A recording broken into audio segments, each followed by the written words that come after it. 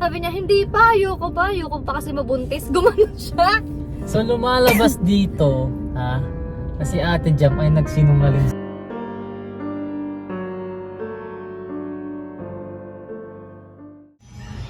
Ano yan?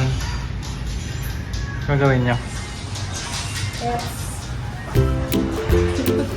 Ate Jam, Yes. say hi. May ka-waivers na tayo. Waiver? Pag nasira, wala sila pananagutan dyan, te. Saan siya magbumili? Oo. Sa hair history ko kasi minsan, sir, na may mga nagsisinungaling. Ah, hair history. Ano pala, no, kunyari hindi sila naka-baby, tapos naka-baby sila naka-baby. Pag in-observe namin sa tribal, pag sila yung hair nila, eh, ang nilagay nila dito sa hair history hindi. Kaya wala pa naman sinungaling dito. Naka-bleach ba ang buko, eh? Ito siya na-bleach. Oh? Saan na-bleach na to? Siya na-bleach. Pero ano siya, pasok na siya na colors eh. Hindi siya mag-colors. 4 na taon na. Kahit nung pagpunta mo sa bahay, te, hindi ka naka-bleach nun. Bawal siya eh. Sobrang ano. Pero yung baba ko mag-alive pa, no? Kailangan, pagkakulit kasi sila ng buhok. Nagpapasukan ko kasi kami. Apply kayo work? Mag-apply akong work eh! Yan na mga ka-business, palang araw sa ating lahat. Ayan na, ako ang kasama nila ngayon sa kanilang parlor day. Wow, kailangan kasi nila magpakulay mga ka-business kasi kailangan maayos sila sa sa church. Bibilang ko lang sila ng na pagkain, merienda. Sabi ni Miss Jal ay tubig lang daw siya. Bilang natin ng tubig. Tubig lang. Ikakaya lang din kasi namin mga ka-business. Eh di ba pagka ganitong pagka ganitong parlor, matagal to. Tubig. Medyo matagal tayo mag-aantay dito sa dalawang to. Ay ako. Baka nyo mamaya mga ka-business kung ano yung result. Magiging ba yung itsura nilang dalawa. Yun na, Ate Jam. Tingnan ang buhok. Sa kanya wala pa. Hey! Sino sila?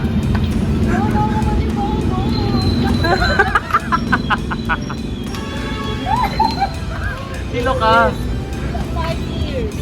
Ano 5 years? Mula 5 years.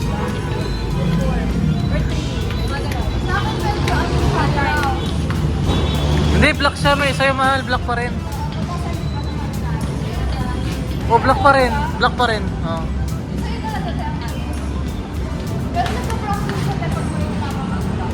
May sinag. Hey, nagpa-treatment na rin pala siya. Di ba nagpa-straight ka, te? Ba't nagpa-straight ka? Ah, dry. Te, parang parang ang ganda ng regalo sa birthday ni Pops. Ah! Hello!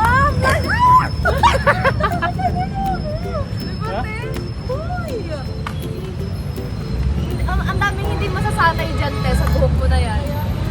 Pago sila. Anyway, bili mo tayong Dunkin. Tara. Bili mo na kami merenda. Hi! Ayan na mga ka-business. Nandito kami ngayon sa sa isa sa mga pinakamagandang cafe na napuntahan ko. Dito kami ngayon sa sa Pampanga. Shoutout sa mga ka-business natin dito sa Pampanga. Ayun, may ko. Salamin. Nandito kami ngayon mga kabisnes sa Lala Garden. Lala Garden Cafe. Grabe, sobrang ganda. lawak niya. Lawak. Hiningal niya ako, inilibot natin yung buong ano. Ito siya mga kabisnes, tingnan nyo. Ayan, mga kabisnes, ang ganda oh. Ito yung order namin. Ayan. Uy, sakto. Kasama mo na yun. Ay, hindi. Tara, sama mo na lang ako. Iwan na lang natin ito dyan. Hindi yan, tara. Oh my God, ayoko pa kami tumulong. Walang kukuha niyan. Nakuha natin drinks. Ayan. Nakuha yan. Yan ba yung hangganan? Ay, dito. Nakakaligaw eh.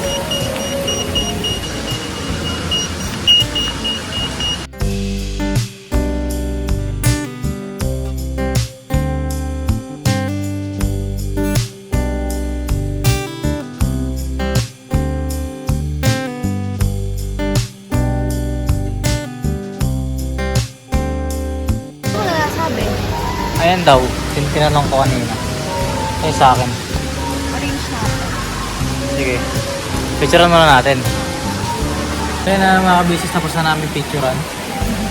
So, kain na kami. Tikman namin para sa inyo. So, ang in-order namin ay itong kanilang pastry pa lang. Saka kape, syempre. Yung frap. Ito yun. Para siyang egg sandwich. Na malaki. Tignan mo sa'yo. Parang may lasang coffee. Yung sa'yo? Laki nito ah. Paano kainin ko? Laki niya mga kabisnes.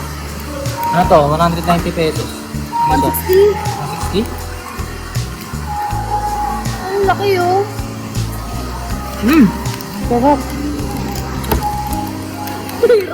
Sarap siya. Ilan ba itong tinapay? Ano, bet? No. Sarap.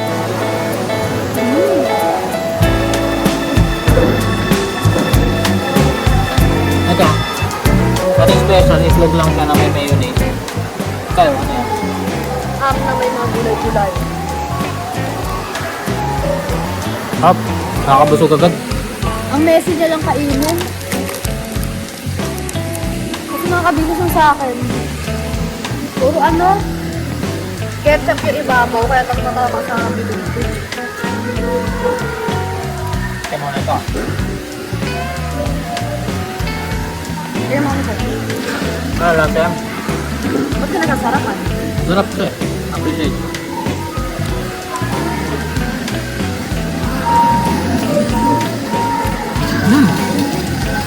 Pagkong kayo ah. Parang gumawa ka lang ng Egg sandwich. egg sandwich sa bahay. Yun sa'yo masarap. May ham. Palit tayo. Hindi mo maubusan. Daming laki. Uy, Ay! dami na nila.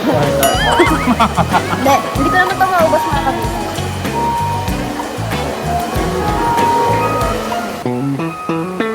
Sarap. For 160. May ganito ka nakalaking tinapay. Busog ka na, Hindi ko hinahati talaga siya. Hindi. What? Nakakayos yan. Hirap niya kasi kainin mga kabisnes. Isang araw pala mga kabilis ng 21st monthsary namin.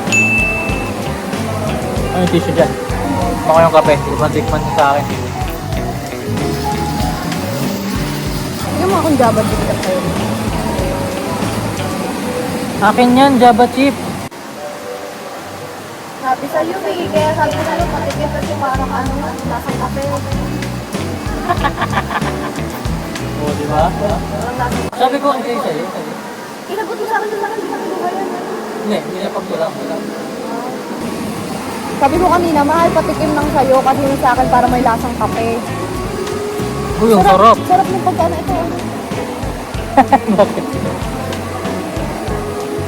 Normal lang. Sarap naman ah. Mas okay. May kape kasi. Kaya, ang nagasos namin ngayon para sa bill na to ay sumaktong 800 pesos. Worth it ba, mga kabisnes? Para sa maraming picture siguro. Pangarap ko magkaroon ng ganitong business. Cafe. Tapos merong computer shop. Yan. Yung sa akin nakakaumay. Kasi yung ham niya, mga kabisnes, may cheese nang nakaipit. Tapos sa pinakaloob niya, Cheese pa. may cheese pa. Sarap. Atik ma. Ano lang. Okay na lang. Pero masarap siya. Yun nga lang nakaumay kasi puro cheese. Pero alam mo sulit ko. Oh, 160. 160 lang, no? Kasi yung sa yung sa Subway, sandwich ng Subway, umabot ng 300 pesos yun eh. Ito 160 lang. Parehas lang naman ang laman. Diba? Ma-cheese siya, no? Sarap. Yun nga nakaumay siya. Mukbang muna kami ngayon guys. Sarap. Gutom na ako. Parang pang dalawa ang tao nga to. Misa, bigat sa tiyan. No? Ngayon ako ulit. Alam mo, ganda ng place. Para siyang reception sa kasal. Ah. Gusto ko ganito kalaki yung reception natin. Ha? Ang malaking hallway siya. Kasi mga kabisis ang organize ng ng mga upuan, kaya mga guests. Tapos pwede tayo dito eh. Kunyari, pagpasok natin, di ba? Nasa gitna tayo. Dito tayo ng lahat. Ano siya mga kabila, sobrang lawak. Malawak pa nga ito kasi sa venue ng kasal natin yun, no? Oo. Laki niya talaga. Puro kalahati lang nito yun eh. Oo. Saka ang daming ano dito sorry mo. Always saying to the mom, my mom is always making sinumbungo ko. Umay na ako. Kamaya, picture tayo dun mga kabisis sa photo booth. Busin muna natin to. Kaya mo na ba?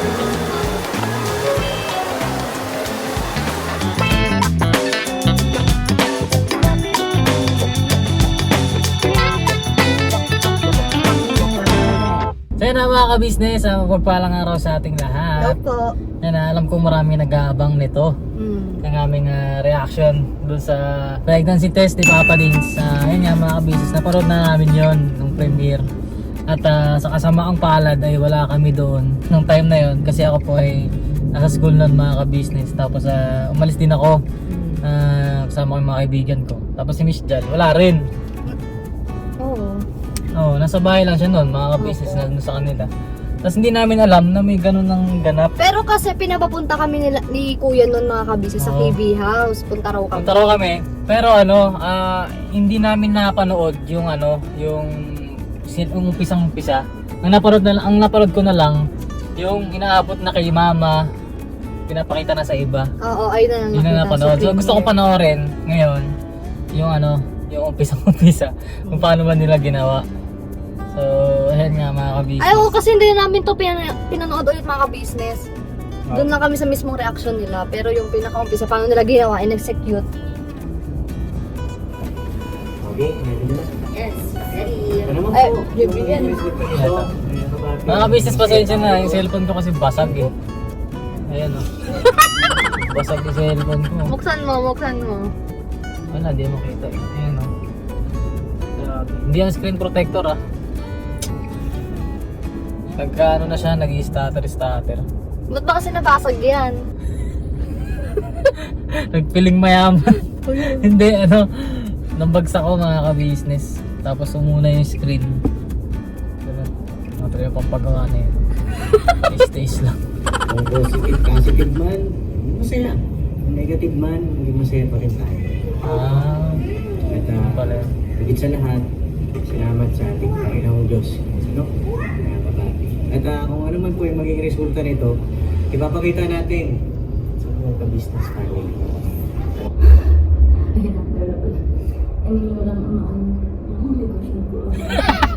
Sino ka natin dyan? Kinakabahan talaga siya.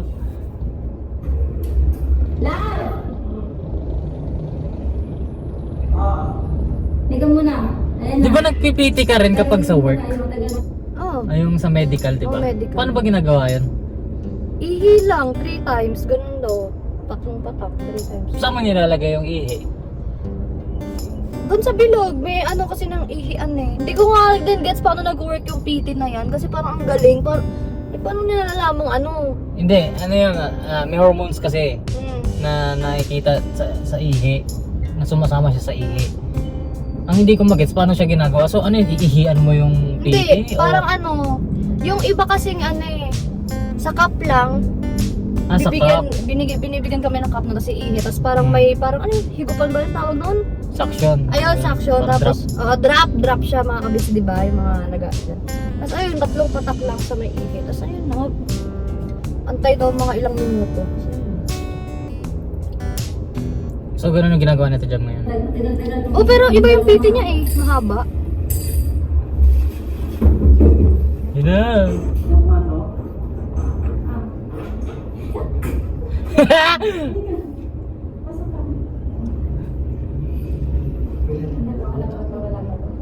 Nanginginig siya, Ate Jam!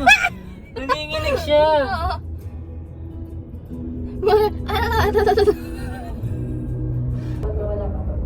Naku, nanginginig yung kamay ko. Wala, nakadalawa ka na. Nakatatlo ka ng ilang test na yan. Dalawa. Kaya dalawa to. Ito pangatlo. Mukha nila.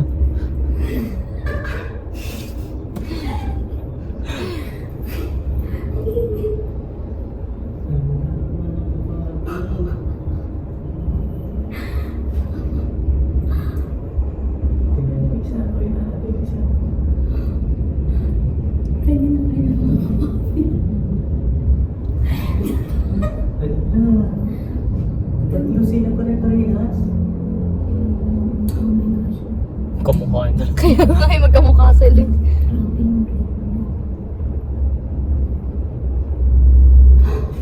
Okay, 3, 2, 1. Oh!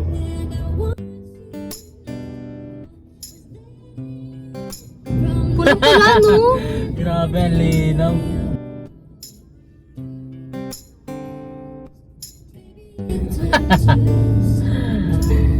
Ah. Eh no, kaya ba yung PT niya? Paano kaya yan?